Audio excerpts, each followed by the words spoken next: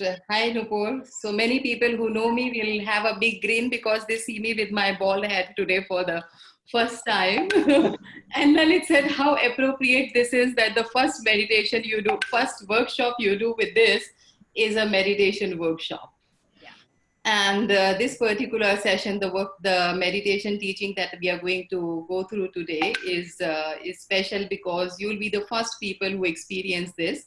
I've been working on this particular practice for quite some time, but this is the first time I introduce this to public or to anyone outside.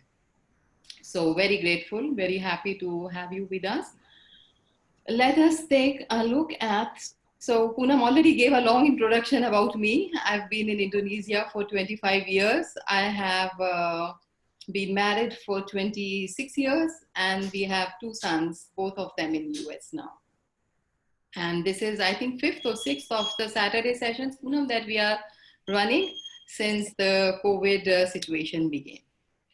So let us take a moment to reflect. What does the word mindfulness mean?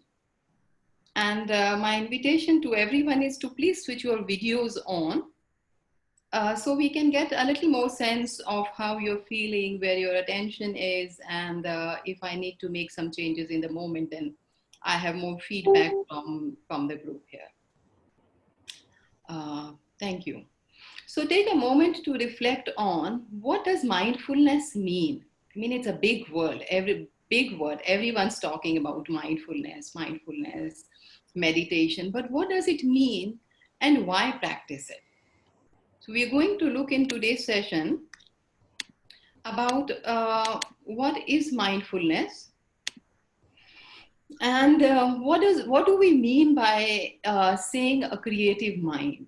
What does that mean, and how does it help us? We're going to look at brainwave frequencies and the functions in our body and mind associated with these brainwaves. We're going to have a quick look at our nervous system. We'll do the practice, the creative mind, mindfulness, and then we'll go deeper into understanding what happens in our brain, in our mind, in our bodies when we go through this practice, and we'll have some question and answers after that. So it's a lots to cover in 1.5 hours, and let us see.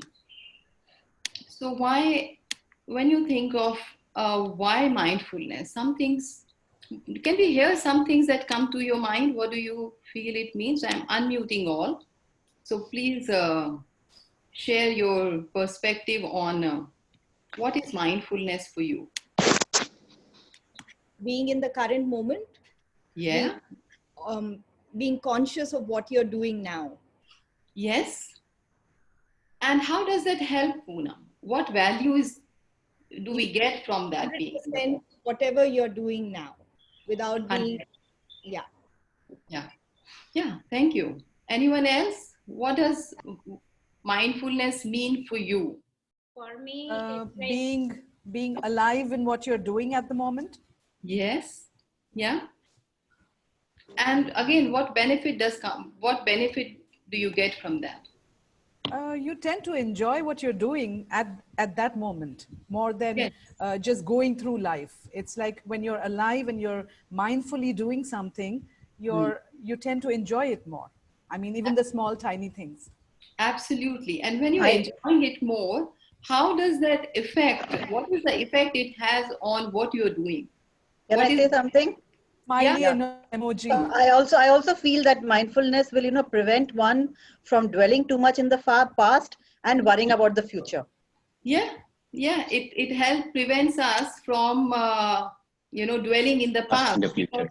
That doesn't help. Yeah. Thank you. I heard someone else say something. At this moment, and we have peace and blissful life.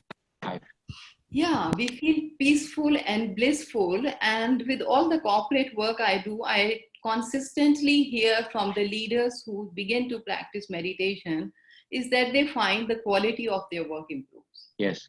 just being able to be in that moment, enjoying what you do, has a tremendous effect on the quality of our work. And like Nupur said, it prevents us from dwelling too much on the past, which means that we can now focus more on future. What is the future we wish to create? What is possible for us? And as we talk about possibilities, then we find that we become creative. Hence the term, a creative mind. So if we look at well-being, if we say well-being and mindfulness are related, what is well-being? Having an energized body, a space of restful alertness, and we will come back to this term time and again, the restful alertness. What does it mean? Having compassion for others, evenness of mind in facing all dualities. There is always another side of what is happening, and being on the balcony. So these are some benefits that we get from mindfulness. And what is creative mind then? If you think about your life and you look back, you can almost sense that living our highest potential is a choice. Whatever choice that got you today, at the end of it, at the root of it, must have been a choice. What to pursue in your studies, what work to do, where to live, what kind of a family you create, an atmosphere you create. It's always a choice. So living our highest potential is a choice. And when we can access the creativity that is within us, that choice comes alive. We say that mind has the power to create, and to be able to see the disruptions that are happening around us, not as destructive. I like to use the term creative tension. When we can tune into the creative tension that is present in the disruption, we create new possibilities. And then every moment becomes a possibility to recreate the future, because what we do in the past decides our future. And at the same time, it's also curious that we can also recreate the past and the present. So I'd like you to stay with this term. How do we recreate the past or the present? So take a moment to think about, what is it in your life that you would like to create? And what is it that you have in life that you wish was different? So two things. What is it that you would like to create in your life? And what is it that you have in your life that you wish you did not have?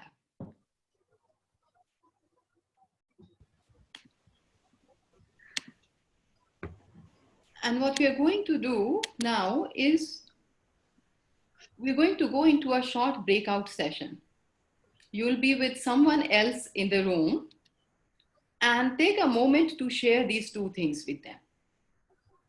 What you have that you do not enjoy or you wish was different, and what is it that you wish to create? Poonam, do you see the option of breakout rooms? Maybe we don't have the breakout rooms today, is it? Let me check. Let me make it happen. Is it possible? Let's see.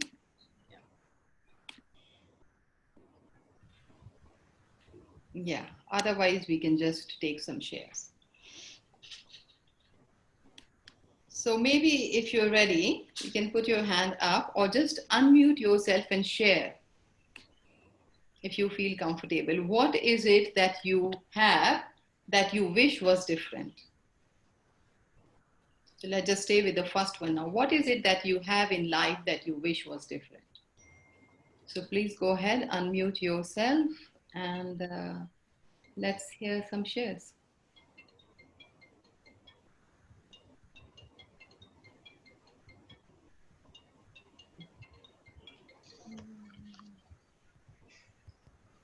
I mean, one thing we might all say is, we wish the COVID lockdown was not there. Yes. I wish it wasn't there. And yet, if I'm really honest, I see so much value in it. It's costing a lot, but it is also bringing immense, immense opportunities. The time the families are getting to spend with each other alone is what's happening to the environment. There's so much more. So someone else would like to share something that you wish was different in your life.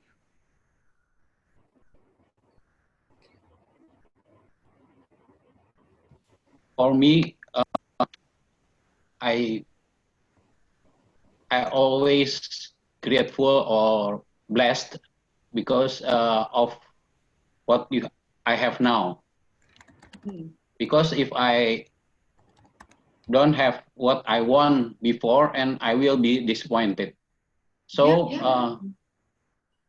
and also vice versa. Yeah?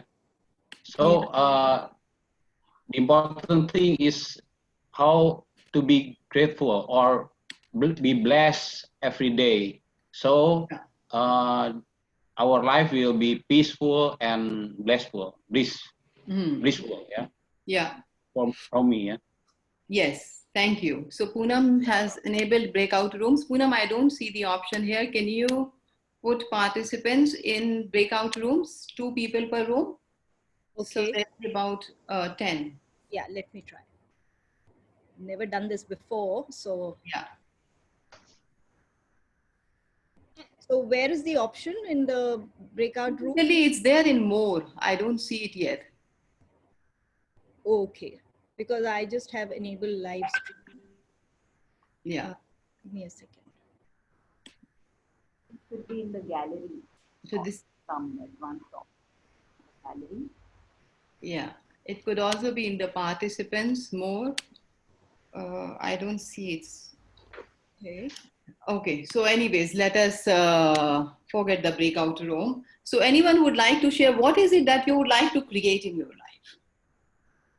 Sorry, I didn't catch the question. What is it that you would like to create in your life? Yes, Anjali, please. Yeah, hi everyone, I'm Anjali, and thanks for having this session. Yeah, for me, right now, what I want to create in my life is some sense of certainty. Because right now there are a lot of things going on, and the future looks a little uncertain. Like for instance, my daughter, she is in the US, she's far from us, and we would like to get her over, but again there are so many factors which are out of our control, so she's there alone, and that kind of stresses us out. And then my second one is going to be going to college this year. Then again, there's a lot of uncertainty whether the colleges are going to open or not. So this whole, so I guess we have a lot of stress and anxiety because of this. And because of those reasons, we are not able to enjoy the present moment, because every time you sit down, it's those thoughts that keep racing back to your mind. And you just keep thinking of what would happen.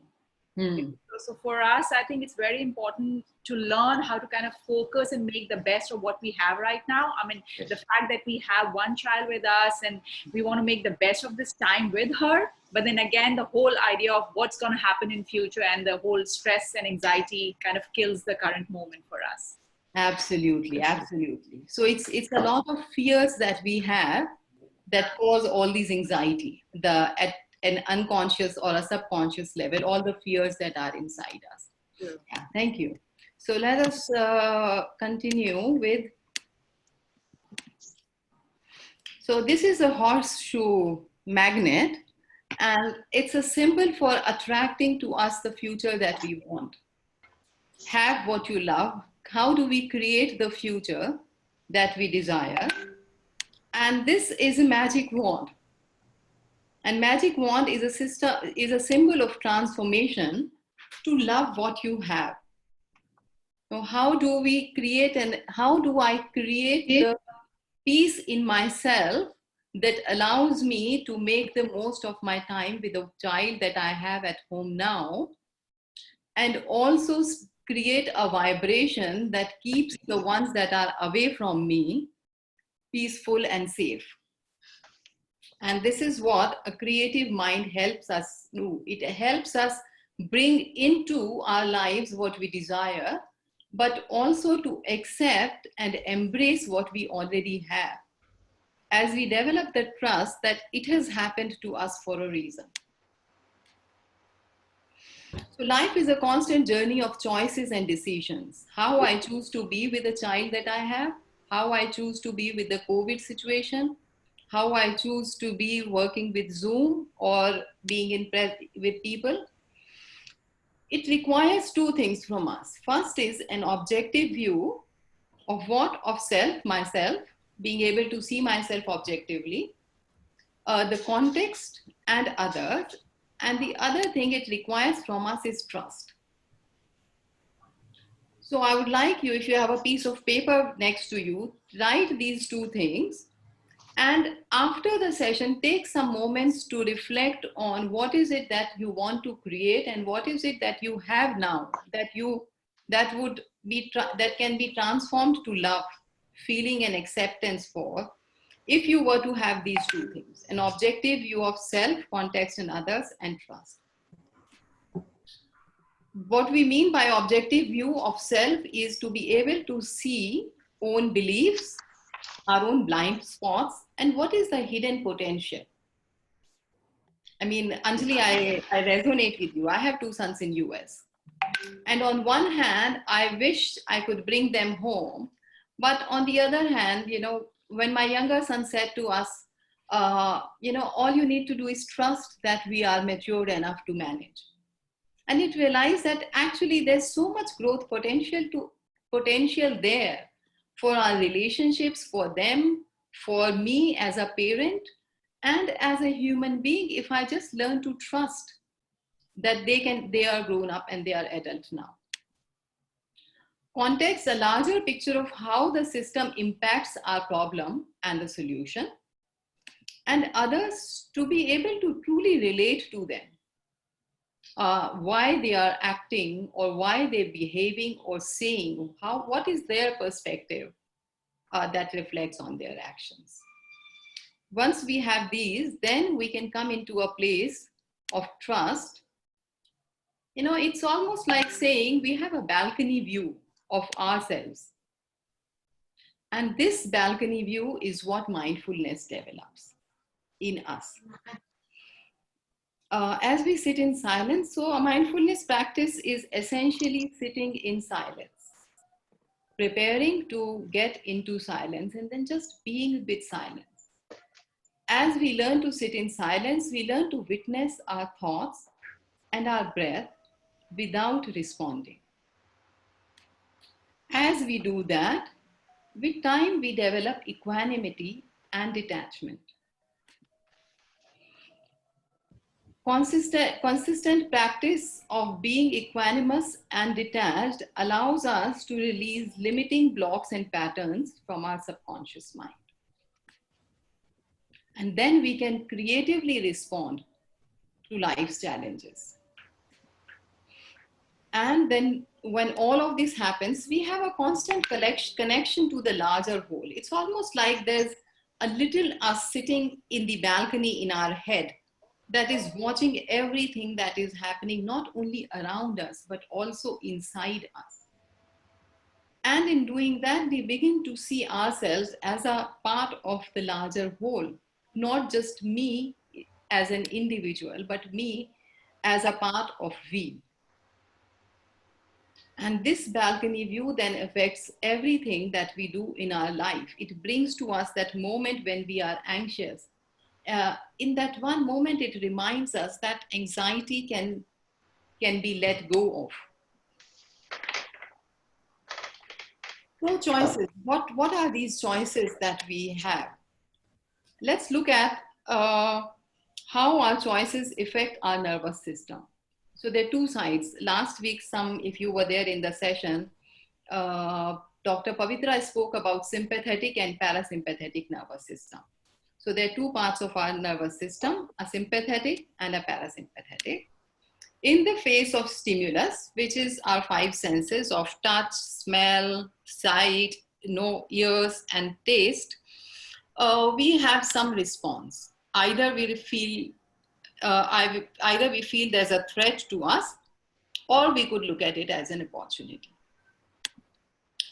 A threat brings in us a response of fear, and it kicks in our sympathetic nervous system.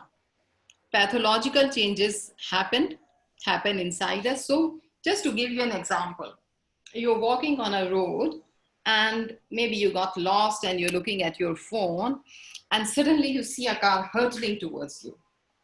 Now that's your sympathetic nervous system kicks in because its function is to keep you alive. And you, without thinking, without even realizing, you find yourself, you jump out of the car's way.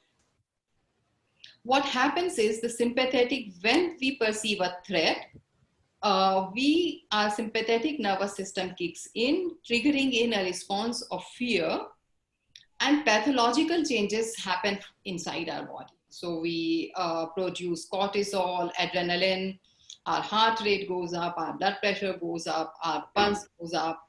We come into a state of incoherence. And if this continues for a period of time, our cognition gets compromised, our emotional balance gets compromised. And if we don't pick ourselves, if we don't recognize ourselves that this is happening, then eventually a physical compromise can happen in terms of illness, disease, or even depression, anxiety, stress. So the key is to be aware when I begin to give in to this fear and go into a response of fight, flight, or freeze. It's a mistake, it's a fight. So the other option that we always have is to look at this stimulus and see how is this an opportunity for me. So when I'm walking with the phone and on the street, yes, I step out and I give in, sympathetic nervous kicks in, these changes happen, I jump out of the road, and then it becomes an opportunity for me to recognize, well, what I was doing was not correct, I need to be safer, and come into a place of trust, courage, or love. When we recognize this, our parasympathetic nervous system kicks in. And this is the one that is responsible for the smooth functioning of our body. It relates to the coherence in heart, body, and mind. We'll talk about coherence later, how meditation or mindfulness helps coherence. That is the key. With coherence, pathological changes related to growth happen in our body. We feel physically energized. We feel emotionally connected. We are more cognitive, and we come in a state of flow. And then we can respond with responsible action. So yes, I need to be aware of what kicks in a survival response and be able to discern between the physical survivor and the emotional survivor. What we often do not recognize is our sympathetic nervous system's sole function is to keep us safe. Yet it does not recognize or differentiate between physical safety and emotional safety. And a lot of instances where we go in a place of fear is actually related to our emotional survival or emotional safety. When we begin to recognize that, mindfulness allows us to develop this coherence more consistently, and it develops in us the ability to access it in a moment. And let's see how it does that. We'll experience the meditation in a bit. Let's talk about the different brain waves and the functions associated with them. And then we will relate it back to coherence and the nervous system. So this green wave is a beta wave. The brainwave frequency is measured in cycles per second or hertz, and the beta wave is 13 to 30 hertz. And this is the brainwave responsible for the daily normal alert consciousness, our busy active mind. We are attentive, we are energetic, we go for a walk, we do multitasking, we are cooking while we are talking, while we are planning a day. Take a moment to just think of what does this beta looks like for you. What's your daily consciousness routine where it kicks in? Another kind of brainwave frequency is alpha. This is related to being relaxed, being calm, reflective, the time when we are learning, when we are being creative, when we are feeling in the flow, when we have the skills and things are just happening in the moment. So you spoke, Ritu, about presence, and that's that comes from being in alpha. And that state of being in anxiety comes from being more overly in the beta. Another kind of brainwave frequency is theta. Here the cycles per second is 4 to 8. And this is the brainwave frequency that is associated with deep relaxation, meditation, mental imagery, the visualizations, creativity. So this creativity is different than being creative. This is the pure creativity that we can experience as truly creating something new. Often experienced by authors, by artists. This is the brainwave also associated or experienced when we are dreaming or even daydreaming. So what are the moments where you experience theta in your life?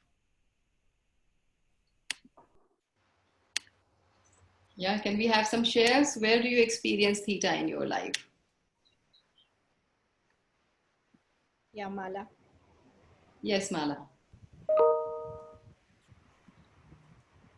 Well, I have a routine of my prayer routine in the mornings and evenings. Yeah.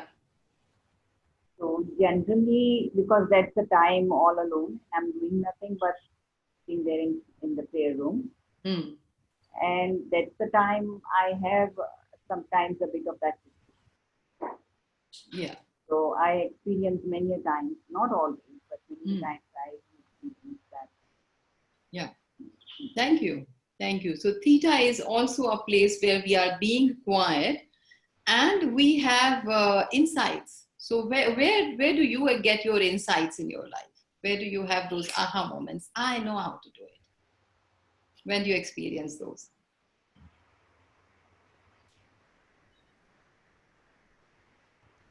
I think the aha moments can happen at any time. Yeah. Yes. And yes, true. And there are times when we experience them more than others. Typically, where do you get your insights?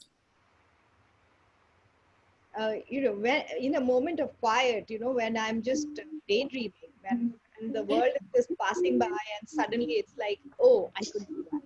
Yeah, absolutely. Yeah, typical answers we get in the room are in shower, just when I'm falling asleep. Like you said, when I'm daydreaming, the world is just passing by, and then we get it. Another very typical answer that we hear is on the toilet. Yeah. So what happens is this is our daily consciousness. And as we begin to relax down, we drop into theta. It's a typical session of emotion, and tomorrow is about the soothing balm. So we'll learn about that.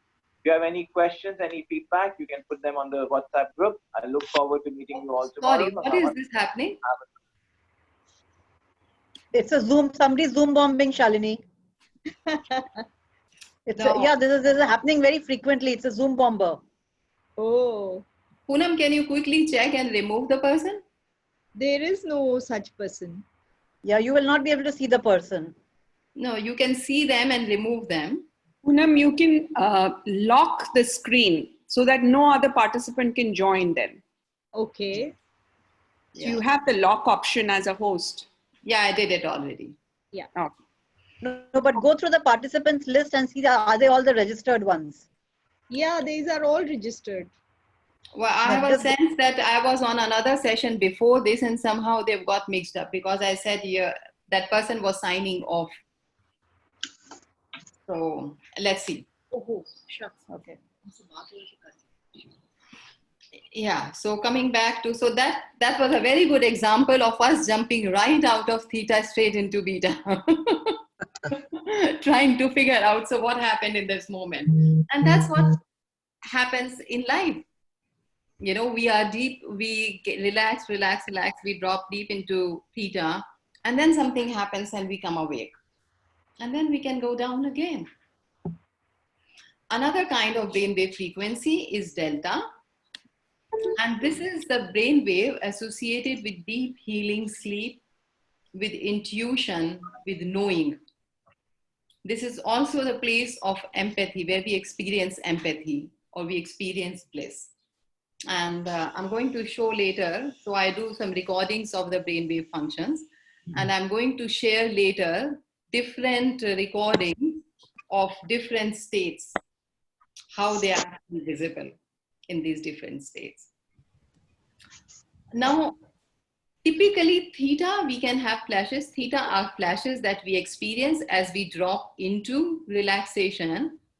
But delta is a place which we only know exists, but we never experience it. Because it only happens, it's the time where we are deeply asleep.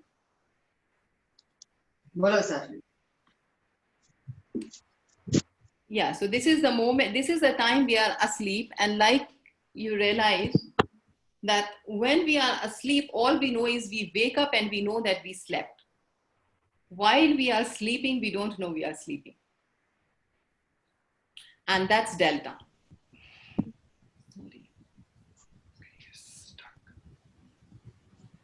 Shalini, sorry to disturb you, but the screen is not moving. It's stuck to have and want. Ah, yes, I realize that now. Okay. Ah, so we have to go a long way then. Ah. That's why I paused. Yeah, I think somebody's been sending you chat messages also to tell you that you need to share your slides. Yeah, okay. So this was the horseshoe magnet that we spoke about, that you did not see then, you see it now. Have what you love, attract in your life what you desire, and the magic wand to transform what you have and do not desire. Life is a constant journey of choices, an objective view of self, context others, and trust. Self, being aware of your beliefs, blind spots, context in the larger system, how does this fit, and relating to others and their way of being. Having a balcony view, as we sit in silence, we become a witness, we develop equanimity and detachment, we release limiting blocks and patterns, we become creative, and we are constantly connected to the larger whole.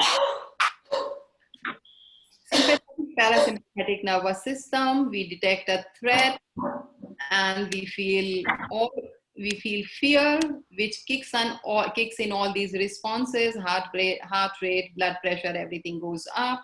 We lose coherence and we become compromised. From cognition compromise, we go down into emotional and then into physical compromise. We respond with a flight, fight, or freeze response. We have the choice to be aware that what is it really a threat, and choose to hold the opportunity perspective. And that kicks in our parasympathetic nervous system. We find more coherence, our pathological changes happen in the brain. We have more serotonin, oxytocin, melatonin, and all the things that make us feel, wow, great about us. We feel physically energized, we feel emotionally connected, we are cognitive, we learn and we come in a flow, and we can respond with a responsible action. Brainwave functions, green, beta, normal, alert consciousness. Right now I'm experiencing beta. I'm keeping track of all of you and my slides, and then I can drop down into alpha. a relaxed, calm, reflecting place, a place where we can be creative, a space that we experience in flow. And for those with young children, I found this out too late. My kids were already grown up, that this is a state experienced by children when till the age of about 6, 7, they are very much in alpha. Alpha is also a place of relaxed focus where we can be just so completely immersed in doing something. Or the moment when we are reading a book, for me, when I'm designing programs, and or even when we are watching movie, we are just so much in that flow, in that present moment.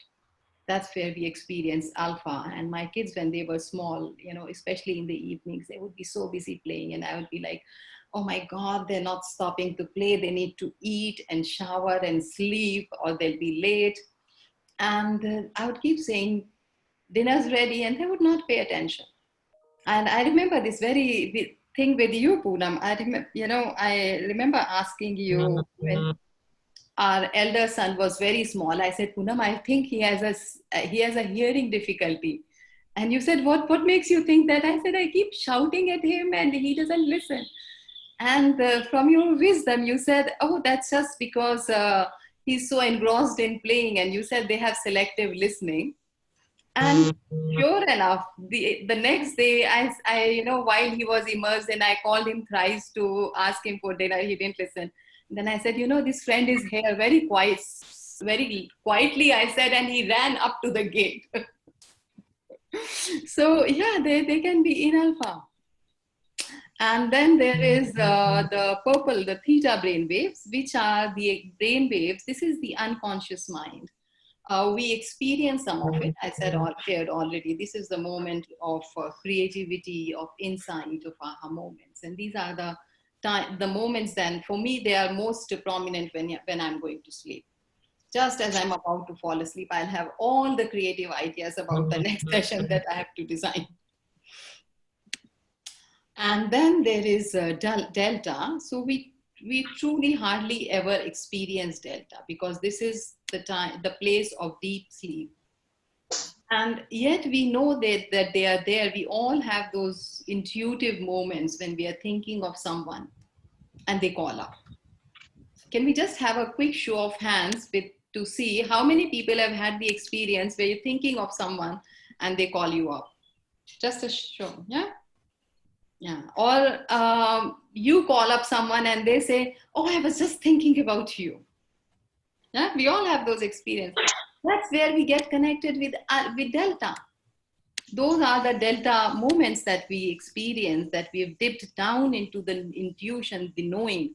How many of us we have this experience that we just know we have to do something and we don't know why. And sometimes we don't do that, and later on we realize we should have, or the other way around. So these are the different brain waves and the functions associated with them. So how do they help us? So what happens is, when we are in delta, in the place of knowing where all knowledge exists, we can pick up an idea. We can sense there's something, and theta allows us to capture that. Capture the moment in flight.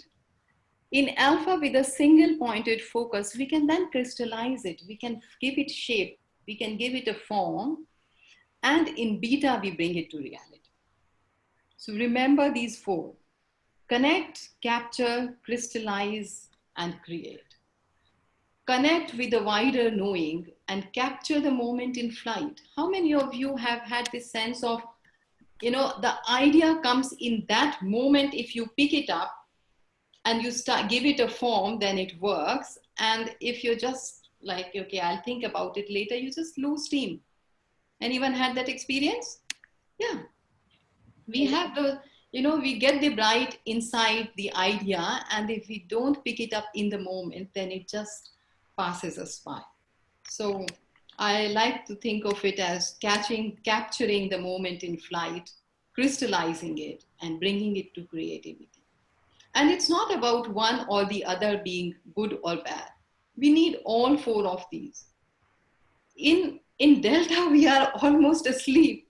In the only time we access delta knowingly is in deep meditation. We cannot create anything here. Imagine sleeping and making something, not possible. Yeah. And here we are creating. We cannot daydream.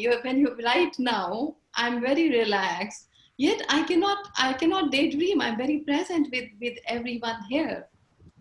So all four of them have their place and they are important. Now that's a lot of theory. Let us now go into experiencing the practice. Wow, it's taken much longer. So any of these positions, no cross-legged, just sit straight, or cross-legged is in these positions is fine, but not cross-legged like this. Hand positions like this. And mind, body, mind, and heart. So how do we relax the body? It's quite simple. Just relax your jaw. Yeah. Move the face a little bit. Relax the jaw. Relax the tongue. It may feel like it shortens. And anytime if you feel stressed, if you just take a few seconds to relax your tongue, you would find yourself feeling more relaxed. How do we relax the mind? Just a few exhalations, deep exhalations. Just take 3 or 4 exhalations. Inhale, exhale, 2, 3, 4, 5. Inhale, 2, 3, 4, 5. Exhale, 2, 3, 4, 5. And you find yourself already relaxing in the body. And then we pay attention to the heart. So just take your hand, right hand, and gently bring it to the center of your chest. That is the seat of your heart, the spiritual heart or the non-physical heart. And smile. And staying with that connection, just take the hand a few inches away and sense what happens, and then bring the hand close to your heart again. And one more time, taking the hand away, a few inches away, and bringing it back to the heart, middle of the chest, and smile. Now gently place the hand in the lap and follow the silence, bringing your attention to the rise and fall of breath in the chest. No concentration, no control, just an easy, effortless focus on the breath. Just like watching clouds pass by. No concentration, no control, just an easy, effortless focus on a breath. After a while, you may notice that you wander into some thoughts or outside noises. If this happens, gently and lazily bring the attention back to the breath, and you find yourself moving from breath to your thoughts, to the breath, to your thoughts, to the breath, to the thoughts.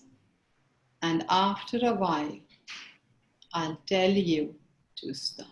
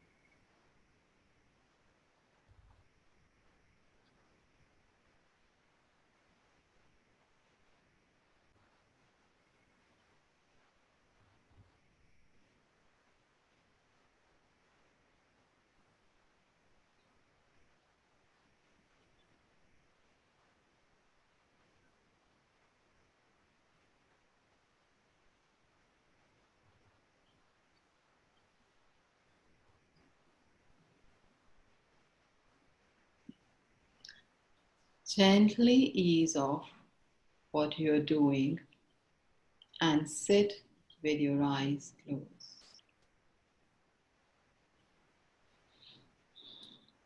Gently ease off what you're doing and sit with your eyes closed. If you rub your palms together and place them on the face, you would find this most refreshing as the energy build up in the hands is moves to the face.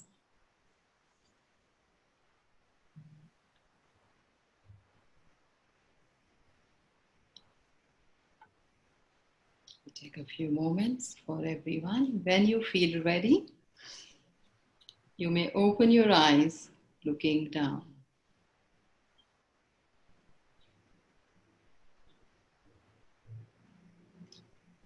Welcome back. So let us take a look at what happens. What is your experience?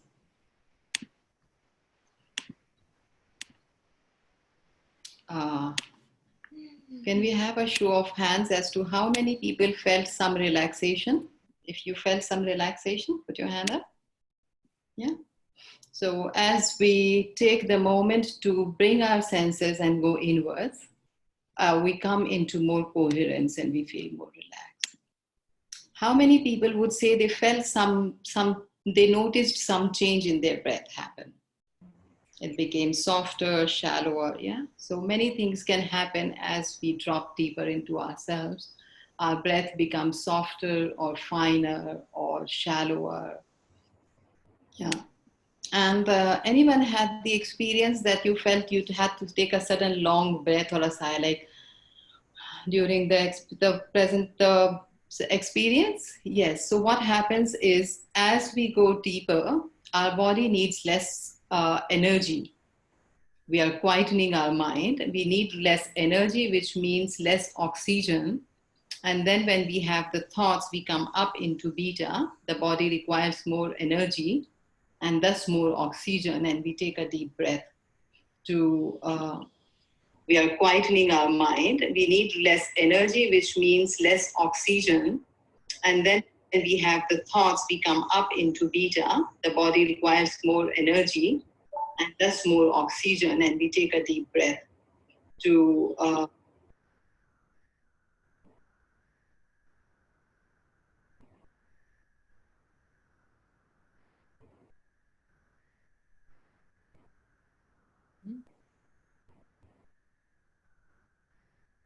Shalini, you're on mute.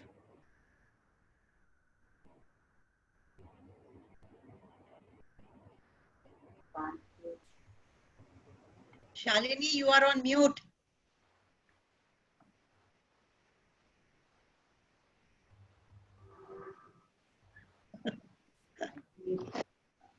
The Wi-Fi is gone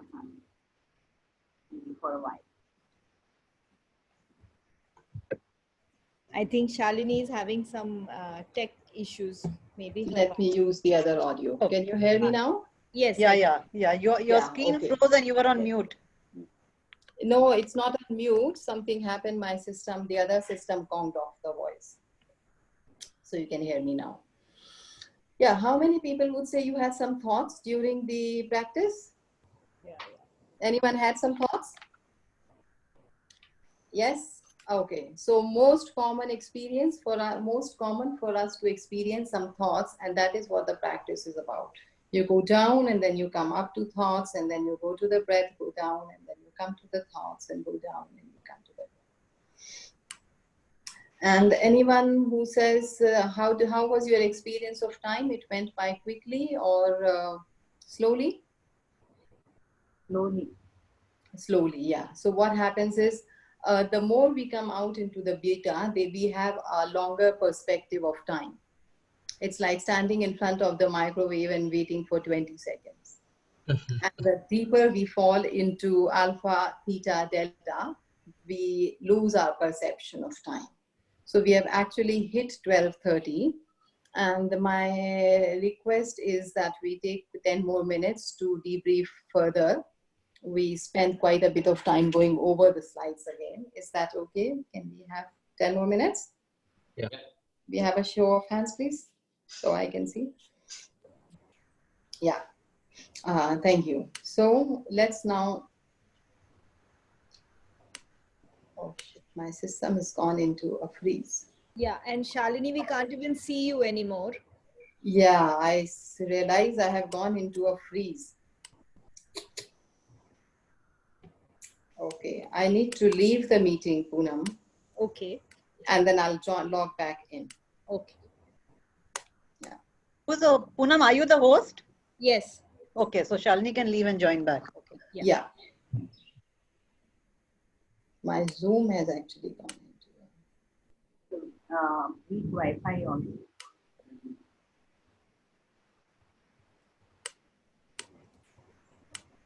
So while Shalini comes back online, I just have some question to all of you. You know, we have these every Saturday, we have these sessions. And if any of you have any options or questions, suggestions on what more we could do these workshops on, please do share with me so that we can organize more workshops like this. You know, it's such a blessing that we can all sit in the comfort of our homes and enjoy knowledge and expertise shared by people. So Poonam, I'm logged in, logged out. Technology, you will definitely face it one day. Yeah, please. So which one should I make host? First you have to let me in. I'm not yet in. Okay. Wait. You're already in, it says. That's my iPad, but I don't have the slides there. Okay. So you go to the more participants more, and you click on that more, and then you can unlock the room. I'm going there. Yeah.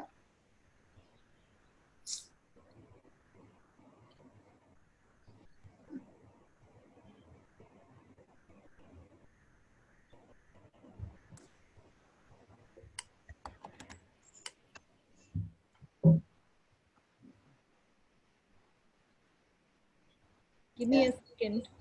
Yes. See, and for everyone else to experience, this is how the parasympathetic system, the sympathetic nervous system kicks in. And with my mindfulness experience, I have my slides here. Yeah. I can choose to exhale and remain calm in the face of fear. Shalini, you're already in and a co-host. I'll just enable your video. No, I'm still not in Poonam. It says meeting has been locked by the host. Oh, this is my iPad that you've got. Yeah. Another one. I'm still out. One more me. The two of me. Okay. Yes. Yeah. So, yeah, for everyone else, this is a perfect opportunity for us to realize how disruptions happen in real lifetime, and then what we choose to do with that. So I'm taking this as an opportunity, as a real life experience of how mindfulness can help us stay grounded. Can only see one of you here, Shalini. Oh, is it? Yeah. Okay, so let me leave this one. How do I do?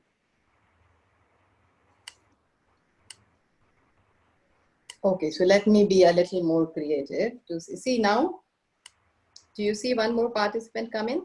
I have only 21 participants. Yeah, now I have you. Okay.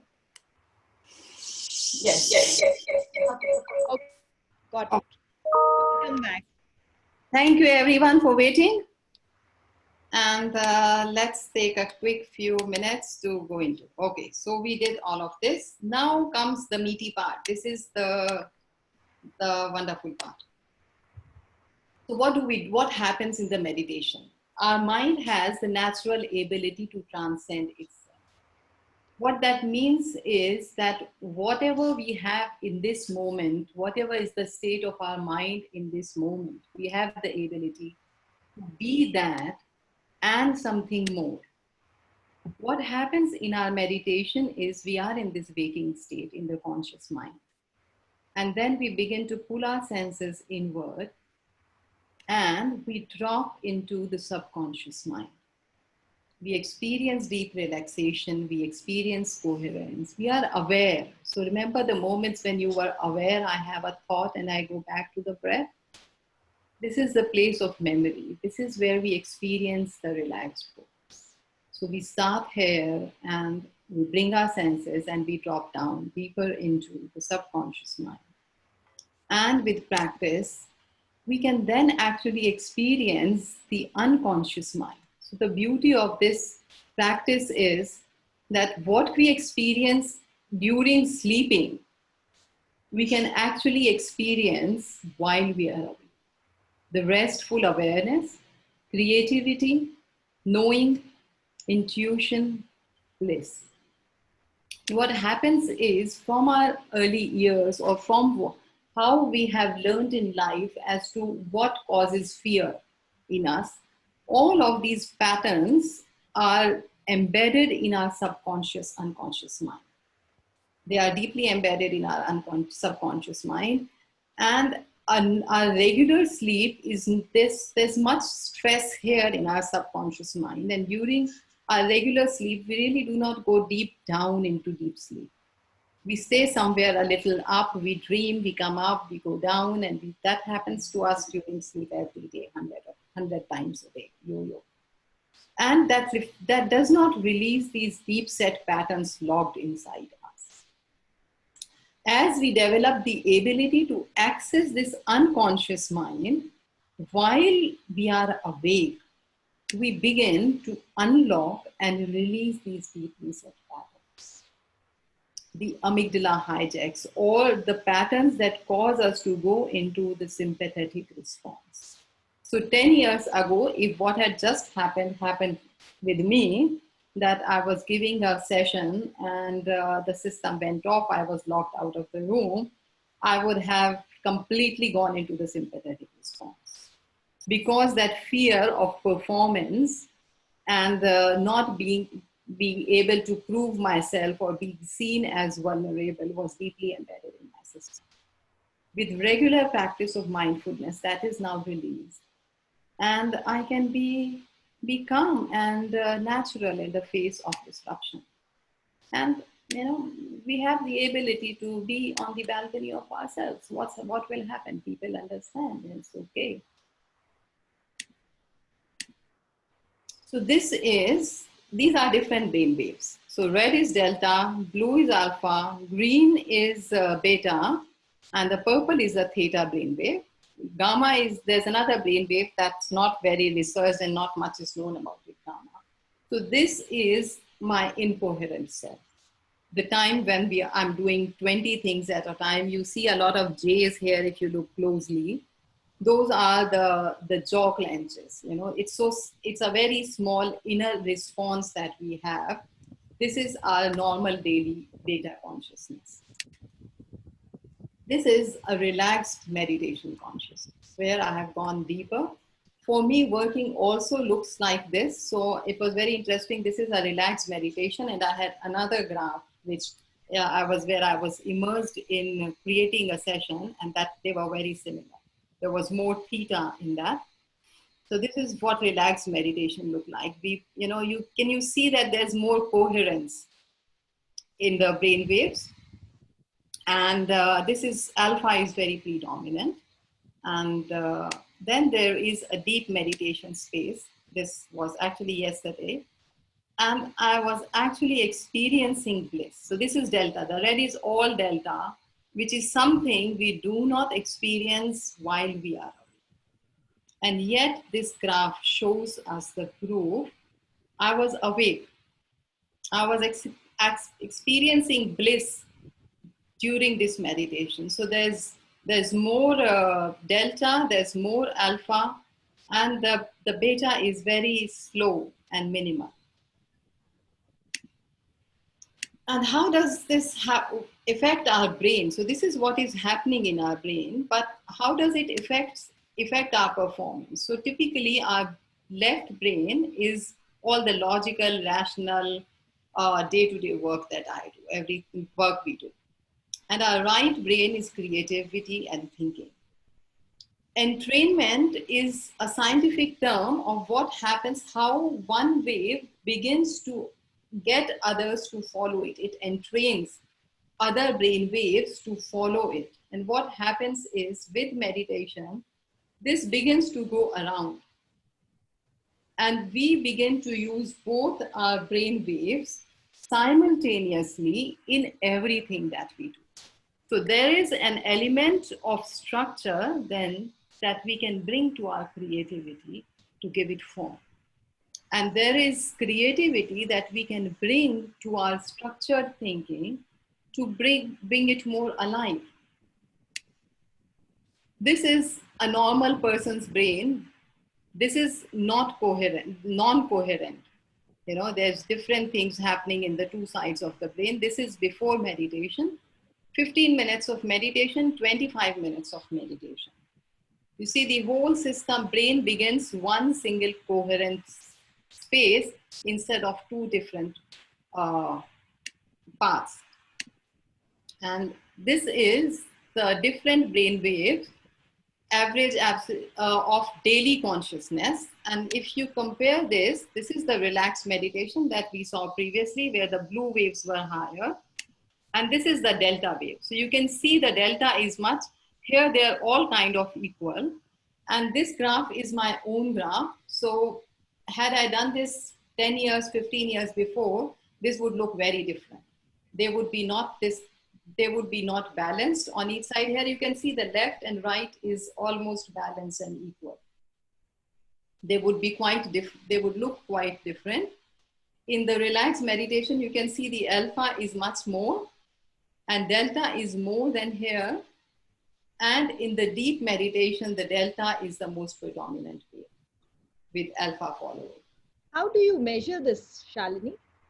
I have an instrument, Poonam, which I put on my head, and then it does the recording of the sessions that I use for research. So what does this coherence bring in us? So remember we talked about coherence. This is coherence. Over long years of meditation, there is more coherence in the left and right side of my brain, which allows me to have physical wellness, to be more emotionally balanced, to be more cognitive. I actually find myself that I learn faster now than I did before. I'm more rational. I'm more relaxed in everything that happens. And I used to be a control freak once upon a time. Poonam may remember that time. There's more self-awareness with coherence, more reflective. We can be more reflective. It actually trains us to have this higher reflection or awareness. There's more perception of what's happening within, but also what's happening in the context around us. We become more creative with the coherence, and we learn to live life from a space of restful alertness, where we are focused and yet alert. And that allows us to make the right choices to recreate our future, recreate or transform our past, our present. These are all the benefits that we get from a practice of mindfulness.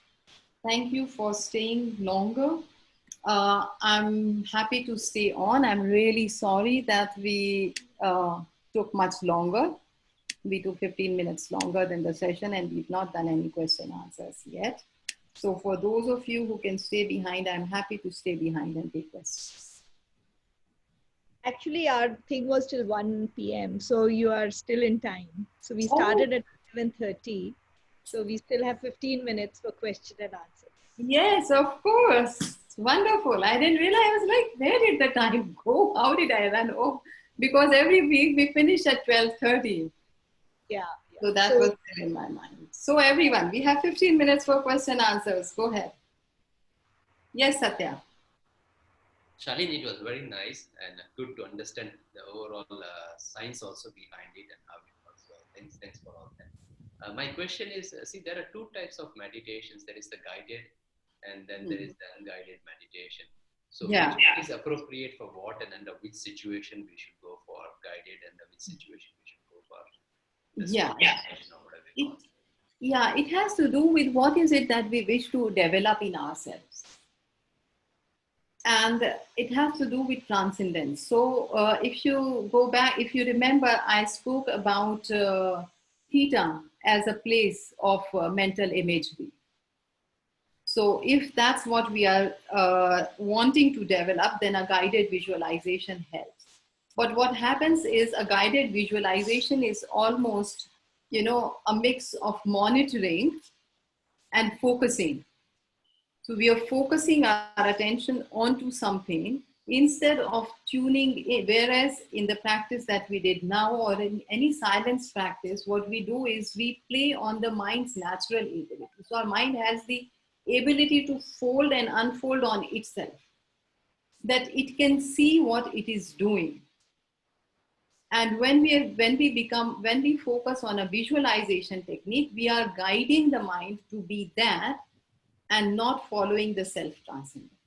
So it would make us more creative, yes, but it does not get down to that deep sleep level.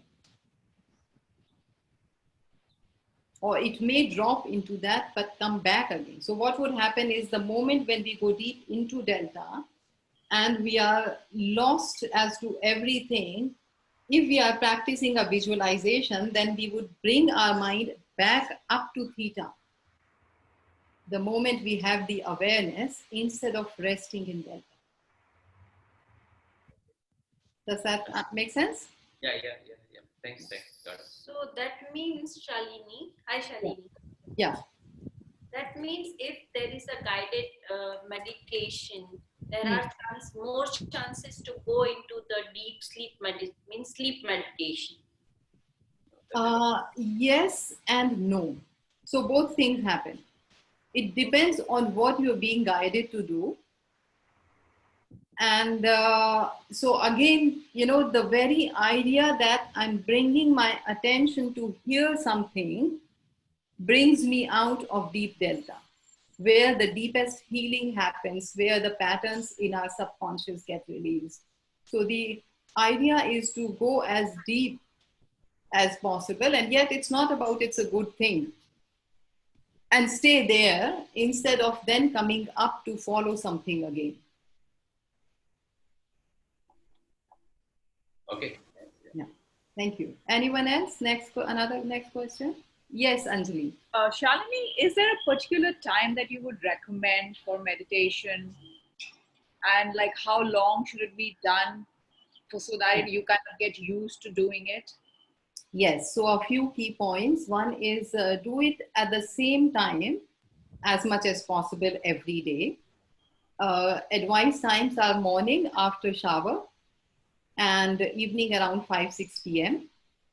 But what's more important is to do it at the same time every day, because then we're building that nervous system patterning in our system that this happens.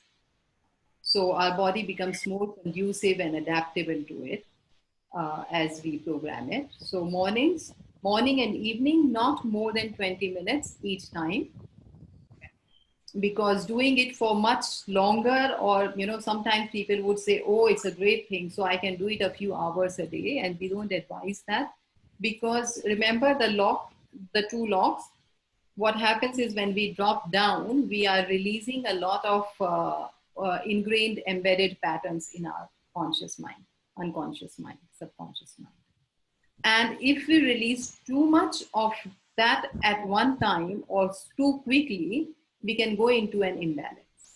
So 20 minutes morning, 20 minutes evening is more than enough. Would it be okay to do it before bedtime? There are both, depends on person to person. So a lot of times what actually happens is as we drop into deep Delta, as we drop deeper into the meditation, it is akin to deep sleep. And we come out feeling energized. So the risk one has of doing it before sleep is then you can't sleep because you're so energetic and you're so awake. And yet in the beginning, when we begin to do the practice, we find that we are releasing a lot of exhaustion and fatigue that is stored deeply in our bodies. And in cases like that, what we actually find is the practice makes us more sleepy. We often have people who say that, oh, I feel sleepy, I actually fall asleep, I feel so sleepy all the time, because deeply set tiredness, exhaustion, fatigue is being released from our body. So yeah, it's everyone's different. Yes, Rekha. Like you said, 20 minutes is actually good enough. My personal experience is whenever I intentionally sit to do it, the first 5 to 7 minutes rather go in manipulative breathing, where I'm actually focusing and breathing in and out because I'm watching it. So I'm more, I guess, into the beta stage, you know, where I'm actually very alert, more alert than ever. Yeah. So, and from my experience, what I would say is, you know, the relaxation that we did was about a minute, maybe 2 minutes at the most. So just relax the jaw and keep the tongue relaxed. You can even touch the tongue to the upper palate to keep your jaw and the tongue relaxed during the meditation. At some point it drops off, is fine. That takes like 10 seconds. And then if you do a few exhalations, deep exhalation are actually the key to move from sympathetic to parasympathetic nervous system. Anytime, you can do that anytime. If you're upset about something, if you're having, you feel like you're getting into that response of anxiety, whatever, all you need to do is a few times, 4 to 5 times of deep exhalation, and you immediately come back into it. It's called tactical breathing. It's practiced very often by Navy SEALs. So you relax the mind, and then touching the heart allows you to actually sense yourself. And also it brings your attention unknowingly to the center of the chest already. So that when you begin to bring your attention to the breath, it's more natural. So, you know, I would invite you to not follow your 7-8 minutes of relaxation for a few days and see what happens. And then you just sit in silence. Yeah. Thank you. Thank you. Any other question? Anyone has any more questions? I don't see the other screen. Yeah. Any thoughts that come up for you, or how your experience was, since we have a few more minutes? Yes, Mala. My experience when I try to meditate in this manner, especially focusing on breathing and you know, releasing thoughts of the mind. When I close my eyes, I get more thoughts. But if I stare at the wall in front of me, I can release I can, you know, escape off the thoughts. Yeah. So what normally with what we are told is close your mind, I mean close your eyes and empty the mind, you know, of thoughts. Yeah. So what happens is, you know, Krishna has said in Bhagavad Gita, Chanchala hi manha Krishna, that the mind is restless. So the nature of mind is being restless. And yet there is also an inner part of the mind whose nature is to be in silence. So for us, what's important is to honor both. To know that there is a side of mind that likes the silence, and then we bring the attention to the breath and the breath and the breath and the breath. And then we find a thought comes up. That's the chanchal. And then we bring it quieting down again, breath and breath and breath and breath. And so we yo-yo between the thoughts and the breath and the thought and the breath. And that's okay. You would find with regular practice. So when you're focusing with your eyes open on wall, yes, at some point of time, what happens is you begin to lose sense of whatever is around. You drop into beta and then alpha. And then when you begin to drop into delta, it becomes difficult because you're sitting, your attention is on holding the body straight and focusing. You see that? So it's like I'm out there instead of in here. So just practice a few times, and all we need to do is, it's not about running away from the thoughts or closing our mind to the thoughts. We honor the thoughts. It's fine. I see you, you are here, and then I go back to myself. And then again the thought comes up and I say thank you, and I go back again. It's just up and down. And what happens in this process is we begin to be aware of the thought much more quickly, and then we go down. So the process, instead of being very vertical, begins to be more horizontal.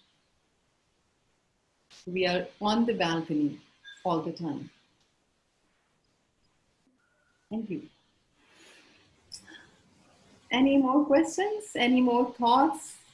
Anyone would like to share some experience or what came up for you today or comes up now?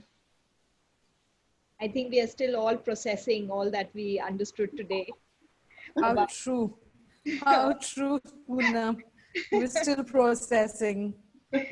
Yes, there's a lot to digest.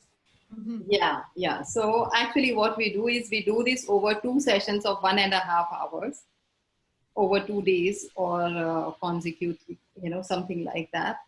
But I find that not everyone is able to do that. So I thought, let me see if we can pack it together in one session. Yeah. When you did that 2-minute practice where we breathe, when we closed our eyes and we did the inhalation and we kind of let go, I think I've never heard not never, but at this moment, I've never heard my surroundings so clearly than when I close my eyes. So I think it is a practice in mindfulness. At least I'm there now and I can actually appreciate what's going on around me. Actually, it was a very peaceful calm. Yes, it's very peaceful. Yeah, I was with an Aikido master and we were having a conversation. So there was a moderator and he said, when you talk, it feels like deep calm is the word that comes. Yeah. So yes, that's. So thank you again, Shalini, for sharing all this beautiful mindfulness practice, as well as the way to get there and how it can help us to create our own intuition, to be able to access it and to be able to access all that we have through mindfulness practice. And I'm sure if you have any questions, we will all get back to you and can reach to you. And as I was mentioning earlier, while we were having technical difficulties, if any of us have any other suggestions or anything else that we would like to see on these Saturday sessions, please do reach out to us. And it is a blessing that we have access to so many experts like Shalini and Lalit who can help us and guide us. And if anybody else would like to step up and do a session with us, please do let us know as well. Yeah, absolutely. And it's a matter of, as Poonam and I have said a number of times, it's a matter of staying together to get through this challenging time. And we can help each other. And we have to get through this stronger than ever before, because, and if this is giving us a moment of calm to reframe ourselves and recalibrate and learn new skills, I think this is a great time. So I think that's already happening because we are self-reflecting right now and we are thinking where we are at this moment, how we've reached here, what are the things that we need to change in ourselves. It's happening already, Yeah, true. Thank you. So everybody, thank you so much. Do send us your feedback, send us an email. You have my email ID. Send us an email, send us your questions and your suggestions, of course. Thank you so much. Thank you so much. Thanks, Namaste. Shalini. Thanks, Poonam. Namaste. Bye-bye. Thank you. Thank you.